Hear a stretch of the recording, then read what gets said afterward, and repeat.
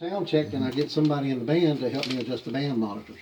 Right. Or the nursery or whatever. Right. During church, I can go ahead and turn up aux 6 some, but during church I can put the headphones in and just fine tweak them. Right.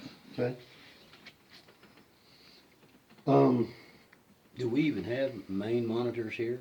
Yeah. Or all of these? There's those two speakers are the mains. The two big ones are the only mains Yeah. got in the lid. Okay. Yeah. And you start out with the mains on 0. Yeah. With the fader up. Okay, the yeah, fader up. And then adjust the gain until the volume is right. You want the volume on there. Okay. Right. With the mains on 0. With his fader on 0. And then the mains are on 0 also, or? I'm assuming everything else is like you always run it during church. I'm just showing you Okay, how to okay, set a channel all up. right. Yeah. So wherever you normally run these in church, around the 0 is the right spot. Okay. Now, during church, if you have to turn that person up or down, you should be able to do it between the 6s. That's our window. All right. Now Between what? The 6s? Between the 6s. That's, Okay. That's A-okay. If I come in and I'm looking at this way down here, you've got that gain turned up too loud. Okay, because you're having to Okay. turn this down too much. Right. So what I need to do is bring that up. I have to do that, I'm gonna have to turn that gain back down some. Okay, but when you do that, when you change that gain, you changed it in the recording, you changed it in the monitors, you Right. changed it in the nursery, you changed it everywhere. Everywhere. That's why setting up the channel, just like I showed you, will take out 90% of the stress that can come into working sound when it's when those channels are not set up just like that. Setting them all up just like that gives you the ability to work all the channels the same way. Right. Okay. Now, during church, when you're mixing it, the first thing you should always be able to hear is any ministry that's going on. So if someone's preaching, or there's an altar call, or a baptism, or whatever's going on, whoever it is that's leading, that's the number one thing that should be the loudest. That should be out in front of everything. Right behind, let's assume though that there's no music or anything going. That's easy to do. If there is music and stuff going, don't let the music cover that up. You can do that by adjusting the faders back down just a little bit. A lot of musicians will know, and they just automatically play softer and quieter and all that, and that's great. That's taking some stress off of you. Now let's talk about music. The first thing you should always be able to hear is the lead vocal part, whether it's one part or a quartet or whatever. The lead vocal part. That should be the dominant thing out in front of the mix.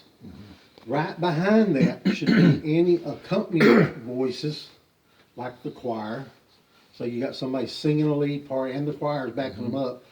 Lead part's right out front, but right behind that in that mix is those choir. But right next to the choir is the melodic instrument that's playing the dominant lead part. Okay? And snugged up right behind that lead instrument are those other melodic instruments that have the ability to play the lead, but may not be playing the lead right then. Because they're going to throw some licks and riffs and some little touches in there, even though somebody else may have the lead on it. They're going to introduce some techniques and things in there that you don't want to miss. So that needs to be snugged up behind that melodic instrument. And surrounding the whole mix, but they're not conflicting with any of those parts, is your rhythm section.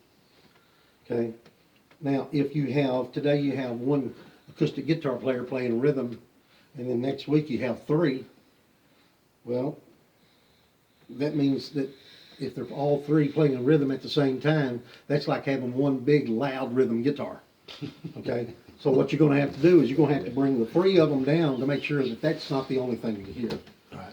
Next week, if it's back to just one rhythm guitar part, then that one can come back up because those other parts are not there. Yeah. Any suggestions on 12 strings? Same. But Just don't let him blare them out. most of the time, most players play 12 strings in a rhythm way, and just consider it as a rhythm instrument back behind those other melodic instruments that can play the lead but aren't. But but it's not, if they're playing rhythm and other people are playing other things, it's usually non-conflicting. It only becomes a conflict if I'm playing lead guitar and I'm doing this, and I'm playing 12 string and I'm doing this, then it's too much of this. Right. Because it can't be together and precise. So you want to bring that 12 string back behind that song. Right. But because it's something different, you should still be able to hear it and appreciate it when it's Yeah. mixed like that. So that's the order you want to mix things in. And when you deal with volunteers, whether it's singers or musicians or whatever, most of us learned to play in a garage where we could turn our soundtracks up as loud as we wanted to. We didn't turn down until the police showed up, you know, and we didn't have to have a team concept or a, you know, and that, but sometimes in church they bring that same thought process here. Well, at church they have to leave that thought process at the door. They have to come in and be part of the group. Right. Okay? All right, so these are your master knobs for your 6 auxiliaries. Okay, so if somebody says, well, everything sounds, I got everything I need in my monitors, it's just way too loud, the whole thing, because you're going to have to get specific direction. Somebody pointing at a monitor and doing that, don't tell me nothing. What is it that needs to turn down? Is it all of it? Or is it just me? Right. Well, that's what Wally does. Yeah, whatever it is. Because if He tried to give you don't it- know yeah. which knob to touch. Right. And you've got to know if it's just a singer that's too loud, to go to that singer on that monitor to turn that down. Otherwise, you're turning other knobs that don't need to get turned, and that's when things start getting out of whack. So let's say that the mix is good, but the overall volume's too loud. Come to whoever's monitoring it and just turn that master down just a little bit until they're smiling again. Okay? If it's not loud enough, just turn it up. A little bit. I mean, what you don't want to do is you don't want the monitors taking the place of the main speakers. Right. Okay? If that happens, if you're back here and you can turn the mains all the way off and it's still too loud, the monitors are too loud. Okay? You gotta find that sweet spot between the people on the stage and the folks that are sitting out in That's these. tough to do. And it can be tough, believe me. And the sweet spot and have both. Well, with the, I know Wally, he plays with his amp and Don brings his amp sometimes. Can they control their Not their amps. outputs at all? Not their amp. See, that'd create a problem there, I I would can think. control my little box. Yeah.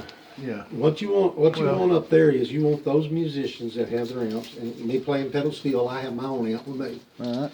But I always ask my sound guy, I tell him, I say, I only want to hear my amp, because I'm plugging straight into our console. I just turn my amp up just enough for me to hear it. And my front of house guy knows to come up to me and tell me if my amp's too loud, and I'll turn it down. Okay. And that's the relationship we have, because I'm more about the overall sound than I am about, individuality. And you have to have a good relationship with everybody. One thing about all of this is sometimes, there's a church in Tyler that I do this at, and there's a guy on the platform and a guy on the sound, they quit talking to each other and they used to be best friends. And it's all over the sound system. And I mean, these are grown men that act like school children. But they avoid each other. They walk on opposite sides of the building now and stuff. And it shouldn't be that way, because we're all running to the same goalpost. That's right. We're trying to achieve the same thing. Sometimes other people don't understand all the methods and things that it takes. So you have to have a little bit of dialogue. That's why I start my class up on the front, up there, because that's what you're having to work, that's what you're working with and having to reinforce through the system to make it come out. So their amps won't have no bearing at all on this back here then? You can't control the amp. You can control the input coming from the amp Into the mic. into the mic. Yeah. Just the mic to the amp? Yeah, but unfortunately, your mic to that amp is picking up whatever else is coming out. See, that's why we built that box for Wally's amp, because it was just blowing out too Blowing much. everybody out. And so now just Wally hears it, and Do your tubes stay cool enough? I don't ever hear his amp over. I just didn't know if it made a conflict with this one here as far No, as it won't sound. conflict unless it gets turned up too loud, and when it does, that's the only thing you'll hear, is if anybody's personal amps. Let me say this about working sound. And I don't know if y'all have rehearsals, you know, Right. practice or whatever, but really, if you're gonna have, if people are gonna come in and rehearse and all that, there ought to be somebody that's trained working the sound for them, instead of them coming in here untrained Right. and doing their own thing. Because that's who's gonna leave you set up to fail when it's church time. Oh, yeah, big time. The second thing is, if you're gonna be involved in this ministry, it's not one of them kind of ministries when you can come to church 5 minutes before go time and expect everything to work out just right. You need to get here a few minutes early, 30 minutes, 45 minutes, Hour. whatever it takes. We're usually an Walk- hour early. Walk through everything. Is everything plugged in the right place? Is it in the right location? Is all this stuff working good? Turn it all on, you know, and get batteries changed off, and get here in time to circumvent problems before they happen. Yeah, we do And that. that takes out a whole lot of the work that goes along with the stress involved in this back here. Okay, so let's go back up to the front up there.